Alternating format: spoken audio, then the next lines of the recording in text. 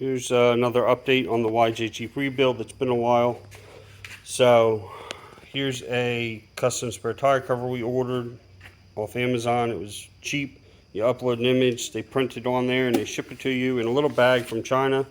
It's got a drawstring and is made out of some type of, it's almost like windbreaker material. I don't even know what this is.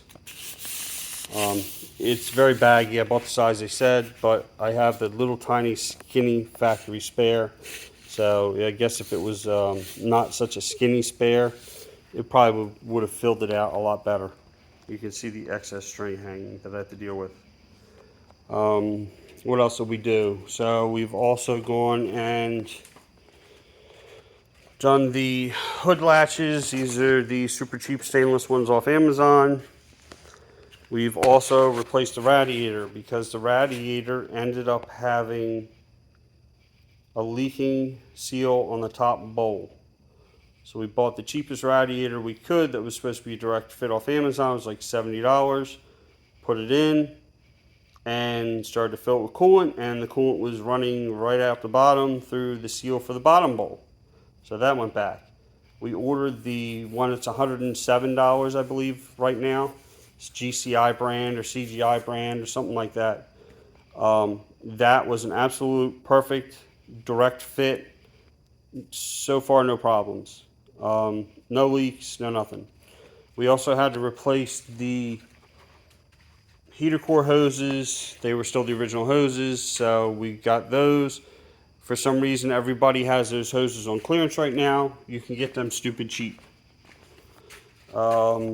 Here's a stainless factory style antenna kit that we bought and put on here because we were missing the antenna but had the hole in the body.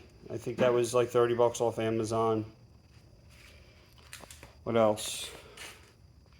That also comes with the cable, the coax on the inside. So the antenna is actually hooked up to the radio now. The doors are not on here, but the doors are done inside and out. Those have been, we fixed those. The biggest thing is we were waiting on the bed liner. So the guy, he kept putting it off and putting it off. That was supposed to come spray. So I ended up just doing some research online, looking at different brands. We decided to go with the bully liner because I could get it in this light gray color. They call it lightning gray. There's a lot of variation in the color right now. We only sprayed this probably an hour or two ago, and it's already had its second coat.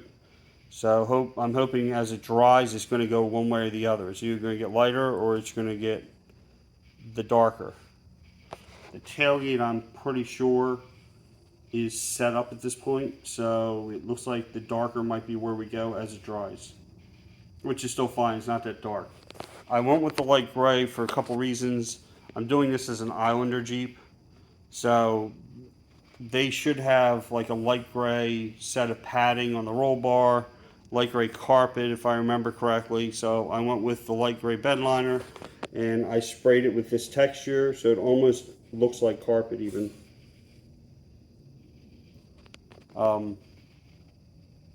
So like I said, here's the bully liner. We got it from their website.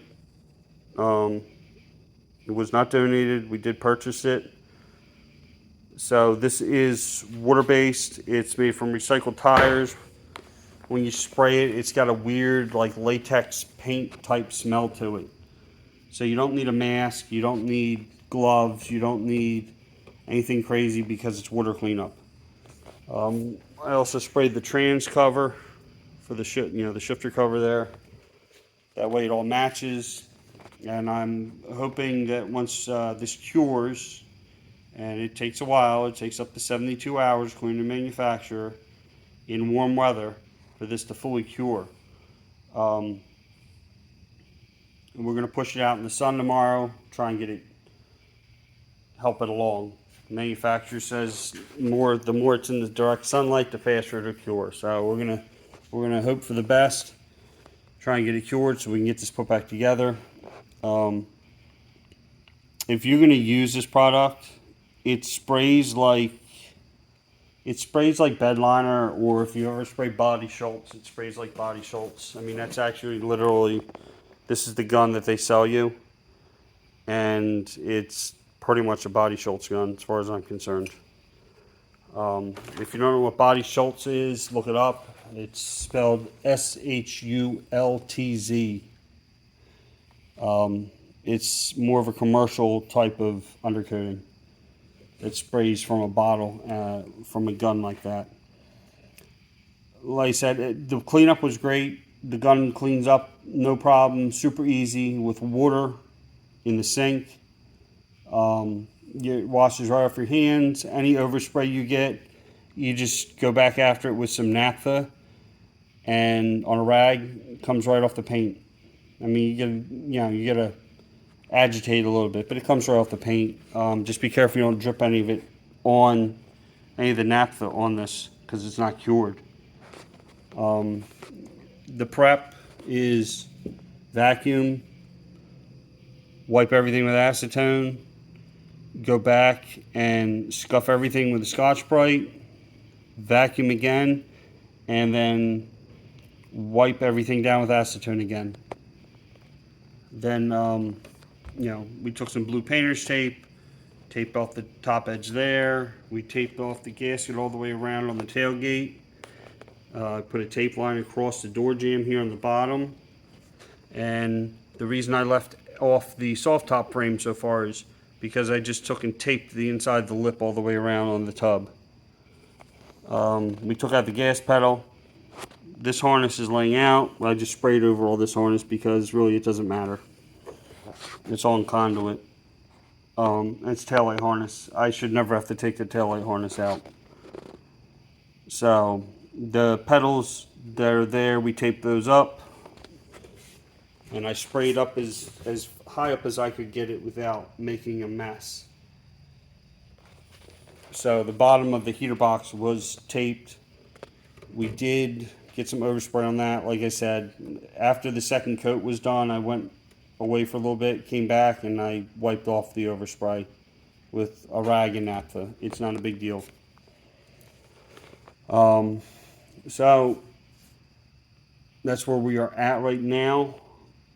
I'm hoping this cures relatively quickly, because I'm anxious to get the roll cage put in for the last time, get the seat belts put back in, get the trans cover and the shift boots all put back in, and get the seats in, door strikers, put the doors back on, and be done with this. So there should be one final video that we're going to show. Hopefully it will be done, other than decals. We're not going to do the decals right now because I want the paint to really cure before I go putting decals on there. Because eventually what we plan to do is put the Islander decals on with the sunrise on the hood and the sunrise on the door, on the half doors. And I eventually hope to get a set of running board flares and put on the sides here. So this will be a, at that point, it will be basically a full-on Islander for all intents and purposes. Or at least it'll look like an Islander. So, alright, well, that's it for this update. Like and subscribe, and we'll see you next time.